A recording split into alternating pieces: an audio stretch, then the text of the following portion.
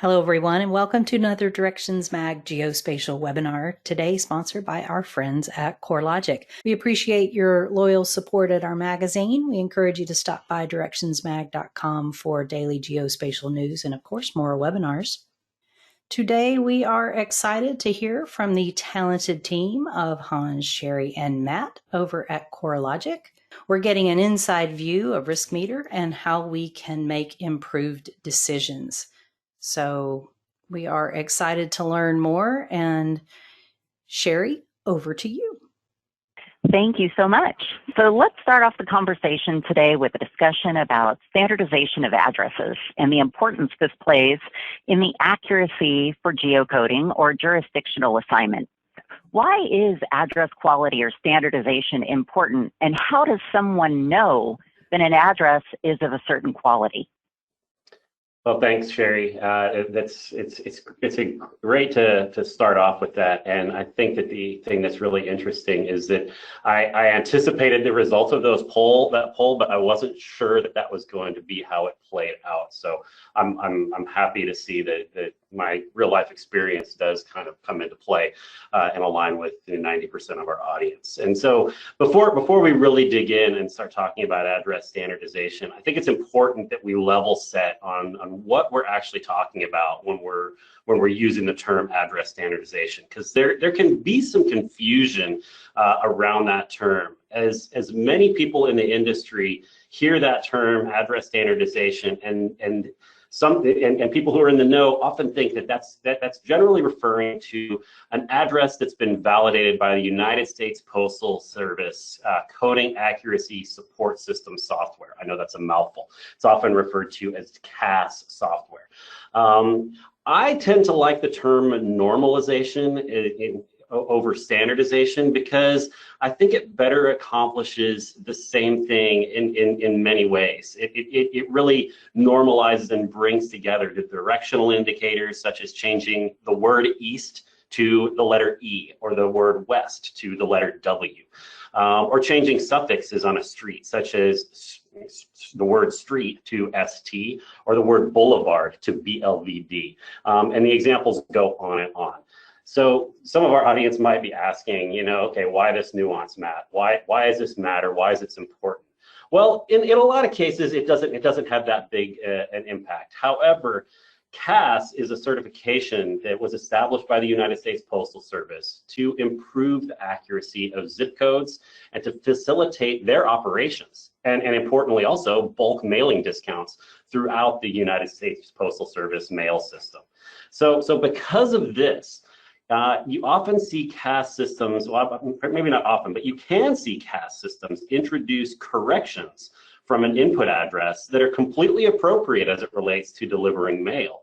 However, in some instances, this correction can actually make a change to the physical location of where that address actually is located, and that can cause some real problems. Now, this doesn't happen all that often, but when you're dealing with hundreds of millions of addresses, every single percentage starts to make a very real impact. So now that we've got that covered, let's talk about some real life examples of how address normalization can be really difficult to accomplish. So this isn't a new example by any extent. It actually takes me back 25 years to when I was in college in San Marcos. And I lived near this address that's in black, 802 North LBJ Drive in San Marcos. I attended what is now Texas State, although it had a different name at the time.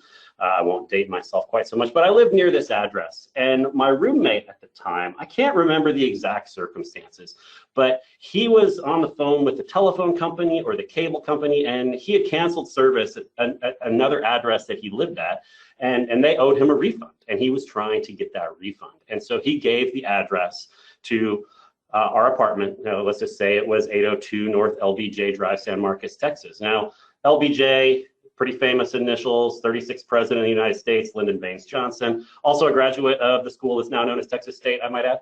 But he gave that address to the person he was talking to on the phone, and they said, okay, we'll get your refund processed, we'll get it sent out to you. Well, weeks go by, and my roommate is getting more and more irritated. He's like, where is this? He calls them back. They're like, look, we sent it the day it went out in the mail, the day after we sent it. And a few days later, I hear him just cracking up laughing in the living room of the apartment. And he's like, "You will never believe the address they sent this letter to." And it's the address that's in red, 802 North LBJ Drive, San Marcos, Texas. Now, it's a testament to the good men and women at the United States Postal Service that got delivered at all. But you can see when you're giving somebody an address over the phone, it can have some tendencies to break down in the examples that we were talking about at the beginning with the poll question. And so I really love this example, and I only really recently remembered it, and it gave me a good chuckle when I did. But many of us are dealing with addresses that are coming to us from so many diverse sources that this sort of confusion, misspelling, missing information, it can start to cause real challenges. And so it's really important to have a method to start sorting these out and scoring them in some manner of confidence, so that you have a ability to rely on that information and inform your decision-making process. And this is why having a single source of normalization is really very important when you start bringing in raw addresses from different sources into your ecosystem, because that normalization will assist in ensuring that you have confidence in the consistency of your incoming addresses. If you use different systems, you're going to get different answers. You're going to change things in different ways or make corrections to things in different ways, and it won't be consistent. So in this process of normalization and matching, you have to have varying degrees of confidence from one thing to another. And so one of the things I do, and I would encourage, and I do with our teams and encourage our teams to do, and I encourage all customers that I talk to as well, is to consider some manner of confidence score in the quality of the match you're basing with your normalization engine, to make sure that you make correct and appropriate changes to your addresses. For example, changing the word drive to the suffix DR is a pretty minimal change. You can do that with pretty high confidence. However, adding a directional such as east to a address that doesn't have it is a less minimal change, as I'm adding information that wasn't given to me. So for example, if I got an address of 101 Main Street and I changed it to 101 East Main Street, that could be considered a minimal change. However, what if there's also a real address at 101 West Main Street? That makes the change to East Main Street far more significant and quite honestly, a much bigger guess. So again, creating some sort of reporting and scoring around these addresses and the changes that you're going to allow or not, and aligning it with the risk tolerance for your business to make more informed decisions is really supremely important. Great. So I've got a question for you, Matt, on geocoding. If address is so important, then how important is an address to geocoding? And we've heard, close enough is good enough. Is that really good enough? Yeah, that's a great question, Sherry. So this question of is close enough good enough for your business it's really a decision that each business has to make for themselves. They need to evaluate their risk tolerances, really identify what close enough really means for them, because it's going to vary from industry to industry, from use case to use case. I go back to my background where I was performing flood zone determinations for mortgage loans early in my career. Now, these determinations, to be clear, were binary decisions based on maps published by FEMA. It was in or out. It was yes, no. You're either in the flood hazard or not. There was no gray area, no interpretation happening. It was just interpreting the map. So all I was doing was reading that map. All I was doing was saying it's in a special flood hazard area, it's defined by FEMA, or it's not. And just to give you some perspective, if you're looking at a property that say, it's 10 acres in size and it's several miles away from any designated flood zone, you can say with pretty high confidence that property is not in a special flood hazard area as defined by FEMA. And you really don't have to go to the point of precisely locating the property to 6 decimal points of precision within the latitude, longitude. However, if the property is bisected by a special flood hazard area, it becomes of paramount importance that you identify not just the property, but also the structure, because the structure is really what determines the status of that in-out determination. And you've got to determine that at a really high degree of precision. So when you talk about close being good enough, it really depends on a lot of variables. So all that said, this really highlights an important distinction around geocoding and geocoding accuracy and how we talk about it. Accuracy in geocoding has improved so greatly in the past 15 years. Many of us who are of a certain age remember the late 90s and the early 2000s when we were dealing with online mapping applications that would give you directions, let's say to a friend's house or to a restaurant, and maybe it got you close, maybe to the right block that you were trying to get to, but not exactly where you were needing to go. It didn't park you right outside the front of their home or right outside the front of the restaurant all that often. Well, as an industry, in that time frame, in the late 2000s in particular, we really started adding increased accuracy to street data sources. We started leveraging advanced data sets like parcel boundaries for individual properties and granular address data sets. And this has allowed us to geocode to the parcel or the property center in a really high number of instances. And this was a tremendous increase in the accuracy of property level geocoding. However, one thing that I've observed around this time was that language was starting to emerge about rooftop level geocoding, which to me indicates that you're geocoding to the top of a roof. I mean, what else is it gonna refer to? And what I discovered personally is this rooftop language was really not always applicable. What we find is that in a lot of instances, we were talking about relatively standard residential lots. It was less than 1/4 of an acre. It was rectangular in shape. And in a lot of cases, the parcel centroid would be coincident with the rooftop of the structure, just by happenstance. But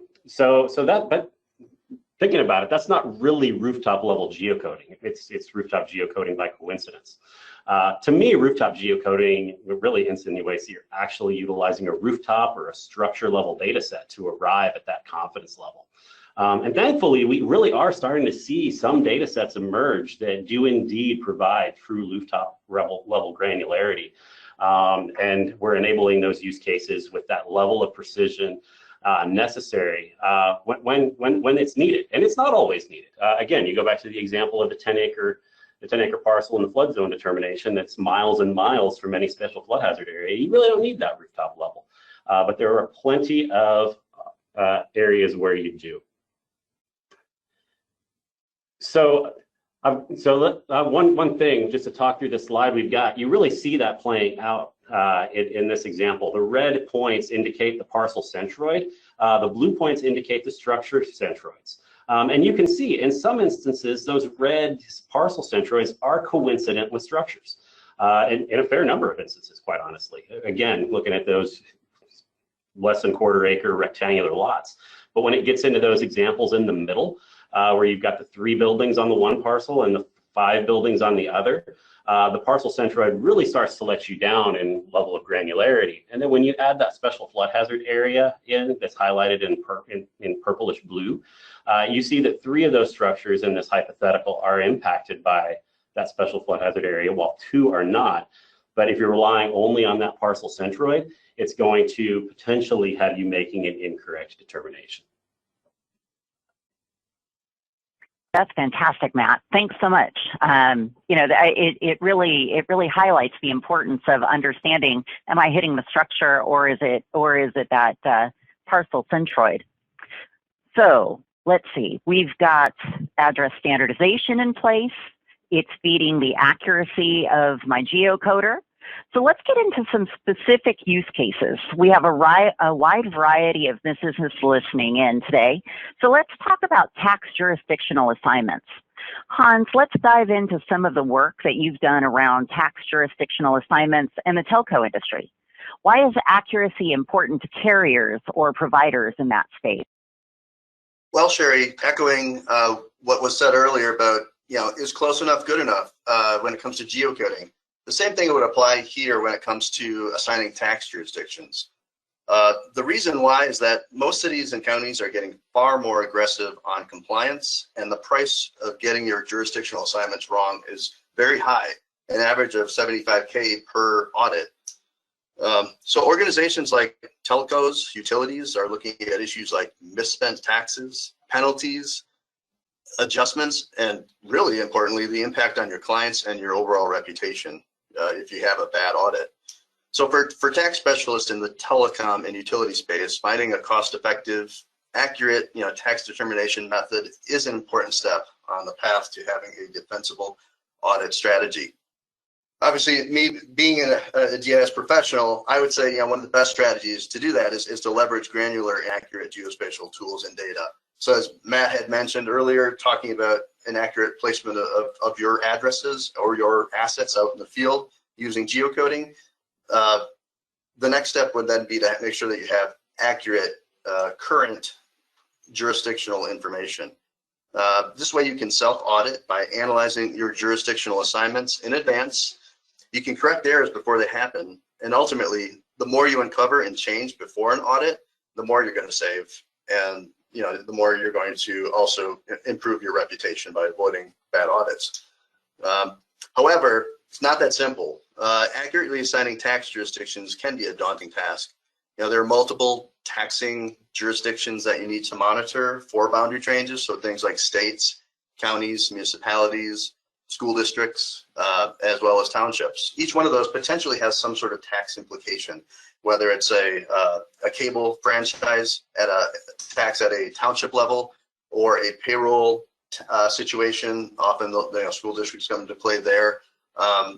Each one of the states and each one of those locales has different rules and regulations, and knowing what those are in addition to what's happening at that specific location is critical. In the past year alone, 300 new special tax districts were enacted, with states like Missouri and Texas and Kansas leading the way in creating these new districts. So what exactly is a special tax district? Yeah, that's a good question. And a lot of people probably have not heard of them before. If you're not paying attention to your sales tax receipts or looking at even your property tax bills, you may not know that these things exist. But these special tax districts are quasi-governmental entities that have the authority to levy taxes. It sounds pretty simple. They're often represented by unique geographies that do not follow or align to other jurisdictional boundary types. So it could be a combination of counties, it could be a portion of a county, down to a single address or a group of addresses.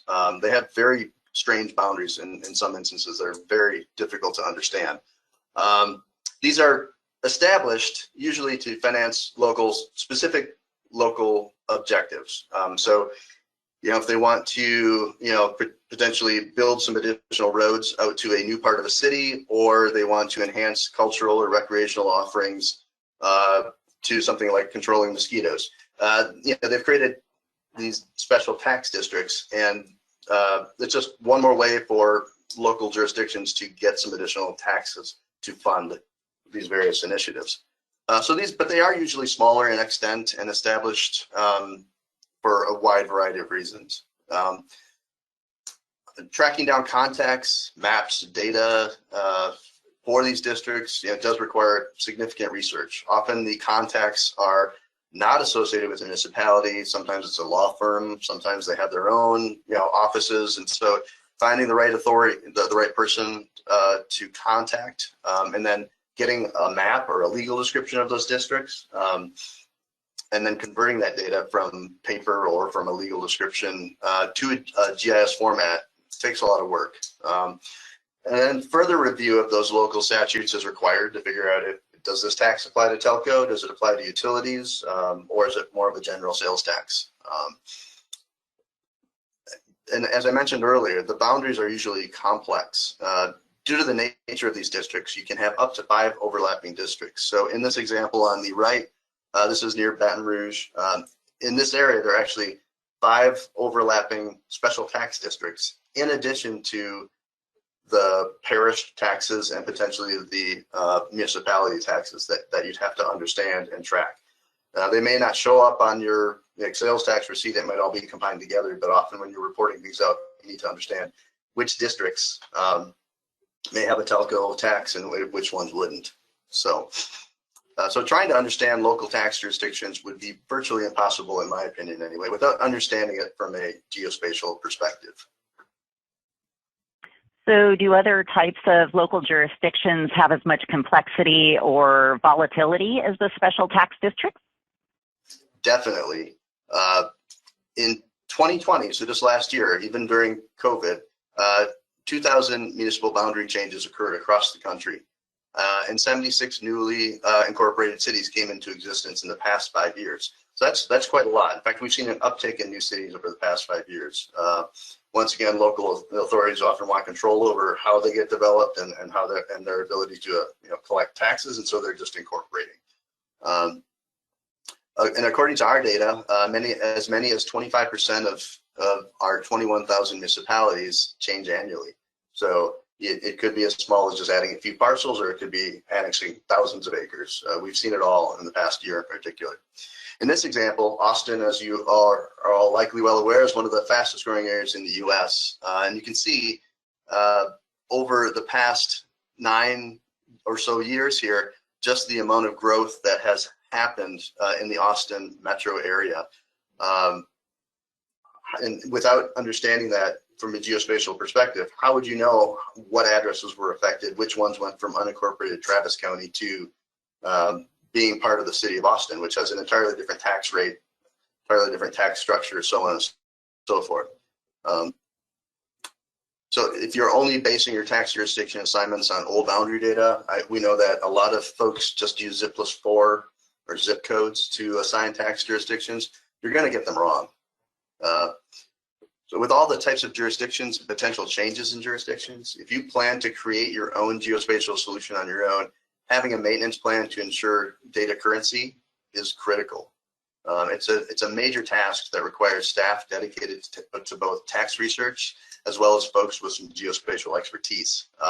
So like here at CoreLogic, we have established relationships with all the local authorities across the US at the lowest levels to ensure that we are aware of all these annexations, of all the boundary changes, and any new special tax districts that come into place. All to ensure that we are using internally and the data that we're providing to our customers is the most current information available. So just wrapping up, because inaccurate jurisdictional assignments are a main source of your tax collection errors. Per our information, they're the biggest source of errors. That when people get audited, this is the #1 thing that folks get wrong.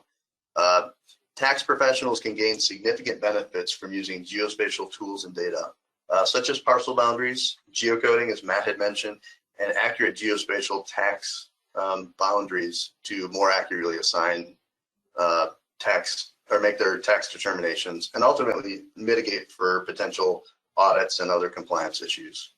So ultimately, incorporating geospatial data into your workflows will allow you to manage those issues and protect you financially. All right. So I'm fascinated. So we've talked about the dangers, if you will, of misaligned jurisdiction boundaries. And the word danger triggers my mind as you think about risk mitigation and business continuity. So Hans, I'll bet you have some great examples of asset risk management. If we think about all of the climate changes, the increase in hurricanes, the wildfires, we have the largest one in California's history going on right now. Are there increases in tornadoes? I mean, I'll have to look into that separately, but in any case, how should our friends listening in think about asset risk management? Yeah, well, in addition to reducing the errors and risk from tax audits that we just discussed, geospatial solutions and geospatial insights should and can aid significantly for both risk management and business continuity purposes. So historically, hazard risk scores have been used by insurers and lenders as part of their underwriting process to understand the risk for their portfolio or when they're underwriting a property. However, that same concept or that same data is not as used in many other areas, whether it's retail or telcos or utilities. However, that data, if you're looking at flood risk or wildfire risk, things like wind and hail events, so on and so forth, that data can also be used to better locate your assets to avoid those risky areas. You can pre-plan for future disaster events and ultimately help provide better customer service. So if you're siting your pipeline or some certain utilities to avoid and mitigate for environmental factors and other hazard events, you're going to hopefully experience less outages, providing a better customer service. So we are seeing greater adoption of this type of hazard data by retailers and utilities as they plan for infrastructure projects and service area expansions. But there's definitely room for more use or leveraging this data in other applications. So related to business continuity in particular, I mean, having a thorough understanding of the flood risk or the wildfire risk for your existing equipment out in the field, whether that is new fiber lines or you're placing a pipeline, will allow you to create comprehensive plans that take into account all these environmental variables and potential risks, eliminating significant customer outages and lessening the impact on your business. So in the example on the right, we can see that both the refinery, which is the larger building in the upper right, as well as the oil tanks and associated underground pipelines are at significant risk for flood based on CoreLogic's flood risk score solution. So understanding that you have oil tankers in a high flood risk area would allow you to better mitigate for that in the future. But also then there are some tankers and tanks that are not at less risk, let's say based on our data, that will allow you to potentially move where you're storing the oil or potentially understanding which tanks you might want to develop some sort of protection for as opposed to others. Additionally, both the locations and the hazard risk for your customer portfolios will allow you to analyze things like overall customer portfolio risk. So in this area, how many customers do I have in the floodplain already, or how many customers are potentially at risk for a wildfire? Things like serviceability, pre-qualification of services, as well as post-hazard event analysis. So in the example on the left, which is using some of our weather verification services data, knowing the exact location of your existing customer base through geocoding, plus the use of parcels and structure data that Matt had shown us earlier, can help companies quickly understand the impact of an event at a glance, as well as position their field crews, begin to address damages post-event. So this was a tornado that struck Alabama a few years back, and if you were a telco or utility in this area, you'd be able to understand quickly where you should, which customers you want to address first, or where you want to position some field crews.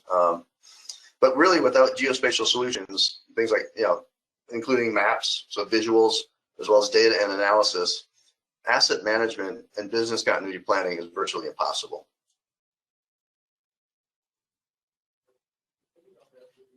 Yeah, and before we move on, Sherry, I just want to tag a little onto what Hans has been describing over the past few minutes related to planning and business continuity in particular.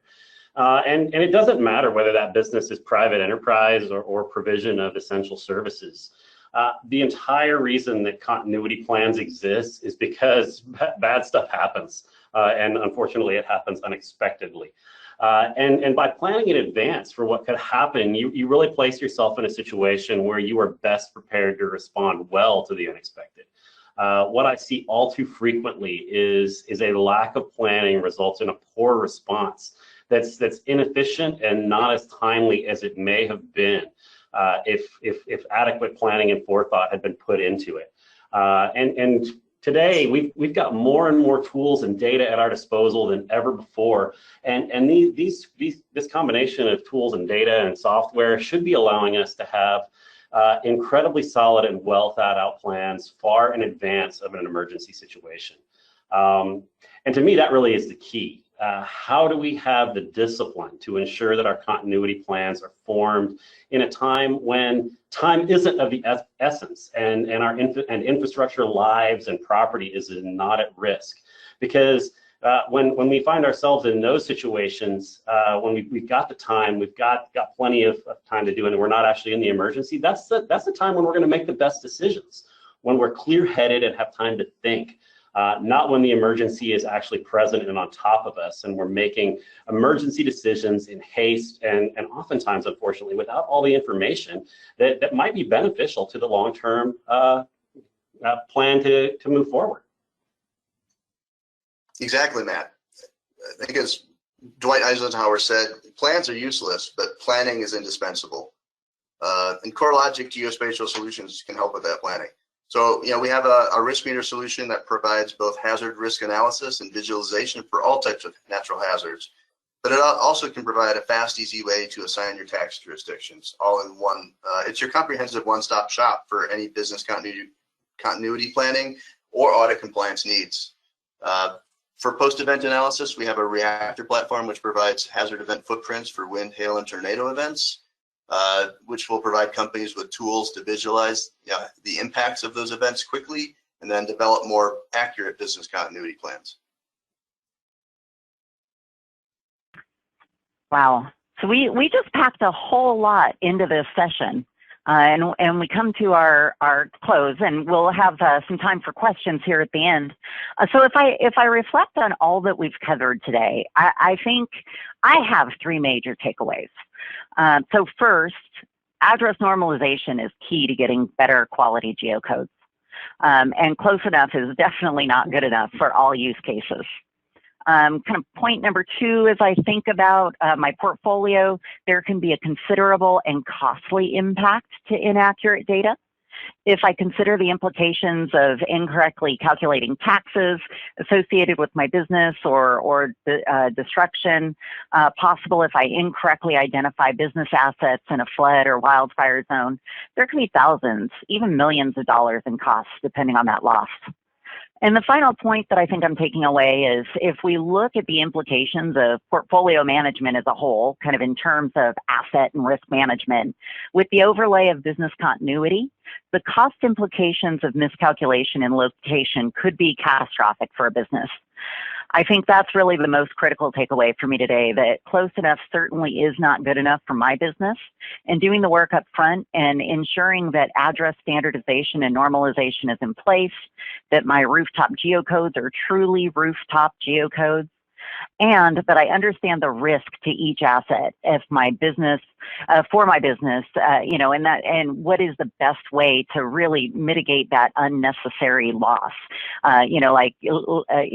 Like you said, Matt, we have time right now before something happens. Getting that plan in place in advance is critical. So I hope all of our listeners today got as much from this conversation as I did. As always, Hans, Matt, thank you for joining me today. I always learn so much from you both. Thank you all for joining us today, for all of you that are on this call. So for more information on CoreLogic Location Intelligence Solutions, please go to corelogic.com. Now, I'll move on to a few questions. Let's see. So we have a question that is the tornado data on that last slide meant to predict future probability or the path of a past event? Matt, Hans, who'd like to take that one on? I can take that one. So that particular example is the path of a past event. That information is generated by our weather verification services team using very sophisticated, radar algorithms, and they can quickly generate those tornado path footprints. Can be used for claims validation, looking at historical events, so on and so forth. So we do also have, kind of tornadic wind probability risk scores as well that are available in our Riskmeter platform that would help someone predict if an event may happen at a particular location, as opposed to this, which is post-event. Great, thanks for that, Hans. Now let's see, how about this question? With the advancing technology and more data becoming available, what sort of new paradigms in land and asset management are you seeing? And I think that one's for either Matt or Hans. Yeah, I'll go ahead and start with that and let Hans kind of correct me where I stumble or say anything that's incorrect or that he disagrees with. So this is a really good question, because as I mentioned, like we're seeing a lot of advances in technology, more granular data sets, more advanced data sets becoming available, and so it is driving new paradigms.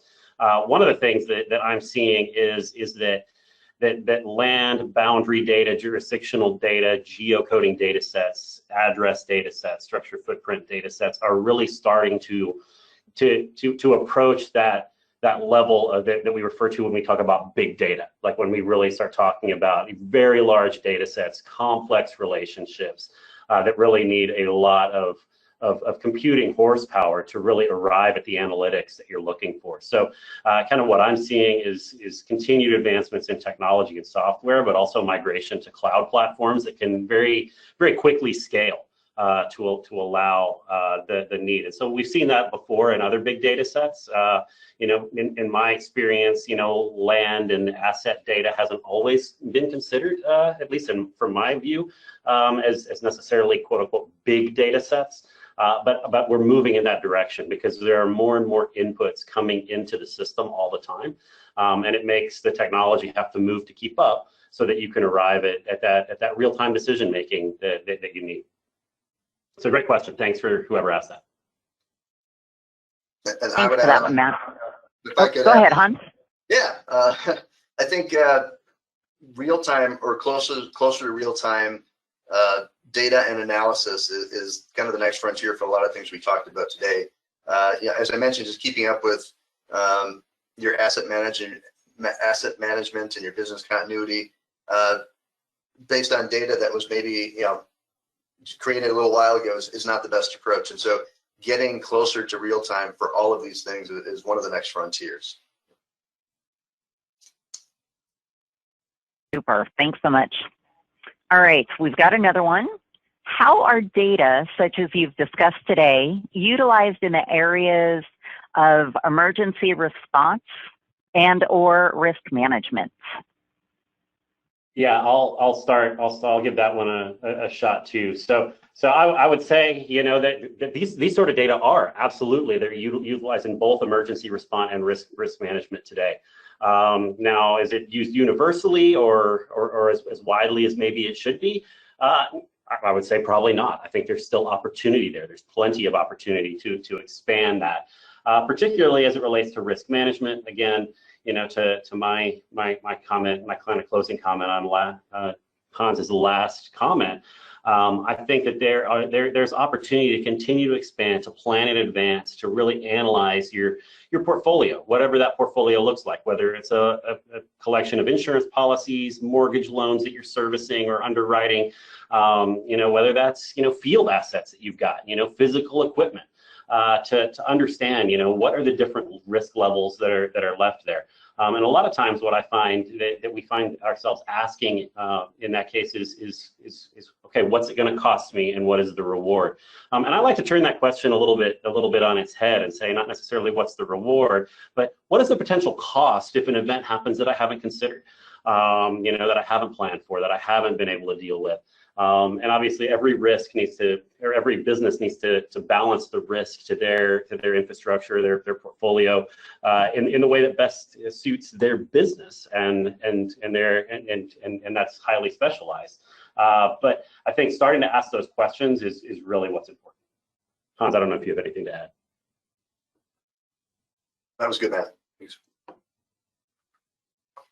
All right, we've got another really good one here. So what is the most common type of data that feeds these geolocation use cases? Satellite imagery, aerial, remote sensing, and what type in particular improves the value proposition? Yeah, I can give a start on that one too, Sherry. So CoreLogic, the stuff that we discussed today, we were talking very, very heavily about CoreLogic's content assets and what CoreLogic is doing with some of those. And pretty much without exception, CoreLogic's data types are coming from, at some level, inputs from the real estate market or the public record. Whether that be, property listings via multiple listing services and things like that, recorded documents that are being recorded at local government, official tax rolls, or local government parcel boundary files. Now, in some cases, we are seeing, aerial imagery, machine learning from aerial and satellite, and things like that being played in. But we recognize there's some real gray area when it comes into accuracy, certainty, and assigning those things to specific properties. So that's really where CoreLogic has tied in, and it speaks to that last part of the question related to value proposition. The more confident you are, and I spoke to this some at the very beginning of the webinar, the more confident you are in the accuracy and the granularity of the information or the data that you are using to base your decision on, the more risk you can potentially take with that, because it's actually less risky. It might look more risky to somebody else, but you've got information that others may not. So that's the most common type that CoreLogic utilizes. That said, within the larger industry in general, there's a huge input on machine learning and AI related to all manner of imagery, whether that's satellite, aerial, drone, even street view. And so they're like remote sensing definitely has a role to play. So good question. Great, thanks, Matt. All right, one more question here. What products does CoreLogic have available in the areas discussed today? And are they available through web services, or how are they delivered? And kind of a multi-part question is, can you share any details on pricing or subscription models? Yeah, well, so I'm the product management representative on the phone, but I'm not in sales. But yeah, so the questions in that order are: what products do we have available in these areas? A lot. Are they available via a web service? Yes, they are. And do you have subscription models? Yes, we do. We've got several different pricing options. We work really hard with our clients to find what works best for them as it relates to pricing, to meet their budget and enable them with what they need to do. But yeah, CoreLogic has a wide stable of public record enabled data, whether that's parcel boundaries, structure footprints. We do have our own internal geocoder that we've built up, because what we found is that we wanted full control over the idiosyncrasies of that, and we found that's beneficial to our clients. And all of those products are available via some of our web services. And we've also got other delivery mechanisms that we can work with customers on as well. So lots of information there. We can definitely reach out and engage with more detail. And so there's ways we can facilitate that. But yeah, kind of wide-ranging question. But yeah, there's a lot there that CoreLogic can help facilitate. We're not the end solution for very many things, but we certainly are a component in a lot of ways. Great. There was definitely a lot to unpack in that question. All right, let's see. And I think we hit all of our questions for today. I'll give it just one more second to see if any other questions pop through, and if not, we'll turn it back over to our Directions Magazine hosts. Thanks again to Hans, Sherry, and Matt for sharing their expertise today. We hope that you have a wonderful day. Tell a friend about CoreLogic and Directions Magazine. Thanks, everybody.